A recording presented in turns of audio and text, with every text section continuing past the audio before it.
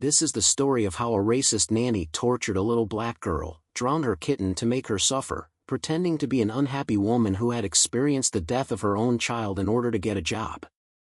Erica and Marcus Johnson had everything. A thriving business. A beautiful home in a quiet suburb. In their world, little Ava, their 7-year-old daughter, bright, kind, full of laughter. But their lives got busier. They needed help. The search for a nanny began. They interviewed dozens of women, polished, professional, qualified. But then came Deborah. Plain clothes. Sad eyes. A tragic story. I lost my only child in a car accident. I just want to feel like a mother again. Erica's heart broke for her. She'll love Ava like her own, Marcus had said. They hired her that day. The shift. At first, things seemed fine. But soon, Ava's light started to dim. The bubbly little girl who once ran to greet them after work now sat quietly, eyes lowered. "Sweetheart, is everything okay?" Ava would just nod. "I'm okay, Mommy." But her smile didn't reach her eyes.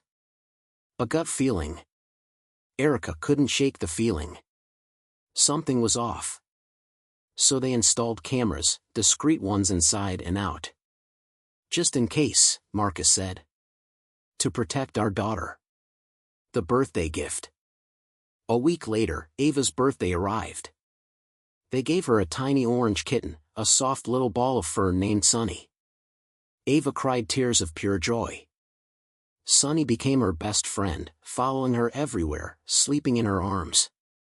It was the first time in weeks they'd seen their daughter truly happy. But that happiness wouldn't last. 2 days after Ava's birthday, Erica and Marcus came home early from a meeting. The house was eerily quiet. Too quiet. Ava was in her room, curled up in the corner, sobbing uncontrollably. Deborah sat stiffly on the couch, pale and shaken. When they asked what happened, her voice trembled. I turned my back for just a minute. The kitten must have fallen into the pool. I'm so sorry." Ava's cries grew louder from the other room. Erica's stomach twisted. Something didn't feel right. Marcus looked her in the eyes. "Check the cameras. The truth no parent should ever see." That night, they sat together in the study, heart racing as they rewound the footage. And what they saw made them sick. The first signs of monstrous cruelty.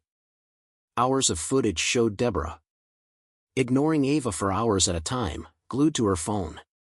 Laughing with her friends over speakerphone, saying things like, "These people think they're so special with their big house, just another bunch of dumb black folks with money." Telling her friends their daughter's soft. Cries over nothing. Spoiled brat. But it got worse. The abuse. On one clip, Ava gently tugged Deborah's sleeve to ask for a snack. Deborah shoved her. "Go sit down, you annoying little thing." Ava stumbled, but didn't cry. She just sat down silently. On another clip, Deborah yanked Ava's hair. Called her stupid, ugly, and worse. Locked her outside in the heat for hours while she gossiped on the phone. The worst moment. But then came the footage from the day the kitten drowned. They watched as Deborah followed little Sunny into the backyard. Ava's tiny voice on the audio. "Please don't hurt him." Deborah sneered. "You cry too much, little girl. Let's see how much you cry now." And with a sickening calm, she grabbed the kitten by the scruff and plunged him into the pool. Ava's screams echoed through the footage. Erica covered her mouth in horror. Marcus's fists clenched so tight his knuckles turned white. Deborah stood there, watching the kitten struggle, laughing softly. And when it was done, she simply turned around and went back inside, as if she'd just taken out the trash. They sat in silence for a long time. And then Marcus whispered, "Call the police." The next morning, they didn't go to work. They didn't send Ava to school. They sat at the kitchen table, waiting for Deborah to arrive. When she walked in, coffee in hand, fake smile on her face, Erica's voice was ice cold. "Sit down." Deborah froze. Is something wrong?" Marcus's stare could have burned through steel. He reached for the remote and pressed play. The footage. The screams. The drowning. Deborah's face drained of color. I can explain." Erica slammed her hand on the table. "Explain what? That you tortured my daughter? That you murdered her kitten for fun?" Deborah's voice cracked. I lost my child. I was grieving." Erica's voice turned razor sharp. "That story you told us? About losing your child? We checked. It never happened. You lied. You used our sympathy to get into this house." Deborah started to shake. I wanted to feel power again. I didn't mean. You didn't mean to drown an innocent animal in front of a little girl?" Marcus roared. Police sirens wailed in the distance. "They're here," Erica said quietly. Justice served.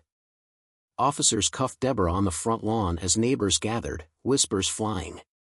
Child endangerment. Animal cruelty. Hate crimes enhancement. She sobbed, but no one cared. The footage went public. Her fake story unraveled. She wasn't a grieving mother. She was a habitual liar with a record of fraud and harassment in 3 states.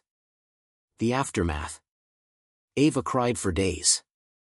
Her parents held her close, promising her that monster would never hurt her again.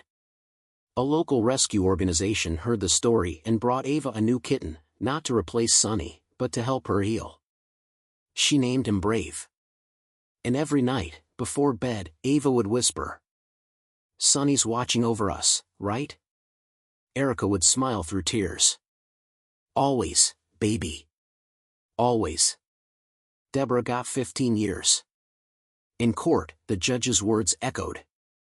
"You preyed on innocence. On trust. On a child. This court shows you no mercy." She left in shackles, surrounded by reporters and public disgust. Epilogue. The Johnsons healed, slowly, but together. Ava's laughter returned. Brave grew up strong and loyal.